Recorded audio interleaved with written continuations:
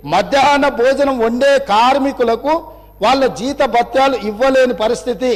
Out sourcing సెక్రటేరియట్లో పనిచేసే out sourcing ఉద్యోగస్తులకు జీత భత్యాలు ఇవ్వకపోవడం వల్ల కొత్త ప్రభుత్వం వచ్చినప్పుడే అదే సచివాలయంలో వందలాది మంది అవుట్ సోర్సింగ్ ఎంప్లాయీస్ వచ్చి నిరసన తెలిపే పరిస్థితి.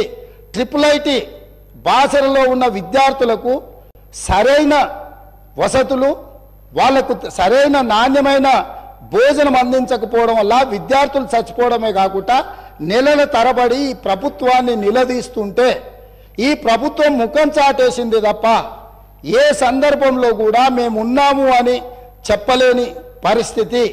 ఈరోజు ప్రభుత్వ ఉద్యోగులకు ప్రతి నెల 1వ తారీఖు నాడు జీతాలు ఇవ్వాల్సిన బాధ్యత నుంచి ఈ ప్రభుత్వము జీత భత్యాలు ఇవ్వలేని పరిస్థితికి వచ్చింది.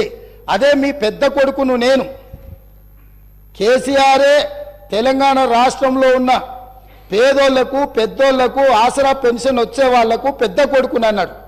ఈరోజు 2 నెలలు 3 నెలలు ఆలస్యంగా కూడా కొన్నిసార్లు వాళ్ళ పెన్షన్ పేదవాళ్ళకి ఇచ్చే పరిస్థితి, ఆర్థిక దివాలా ఈరోజు తెలంగాణ రాష్ట్రాన్ని ఆ దిశగా వారు నడిపించారు. ఈరోజు జిహెచ్ఎంసీ గ్రేటర్ హైదరాబాదులో కాంగ్రెస్ పార్టీ సృష్టించిన ఔటర్ రింగ్ రోడ్ 159 కిలోమీటర్ల ఔటర్ రింగ్ రోడ్డును ఆనాడు కష్టపడి 6,500 కోట్లతోని 6,000 ఎకరాల భూసేకరణతోని ఒక అద్భుతాన్ని కొన్ని లక్షల కోట్ల రూపాయల ఆస్తిని మేము సృష్టిస్తే 7,300 కోట్లకు ఈ ప్రబుద్ధులు తెగనమ్ముకొని బంగారు గుడ్డు పెట్టే బాతును ఒకటేసారి కోసుకొని తిన్నారు అధ్యక్ష.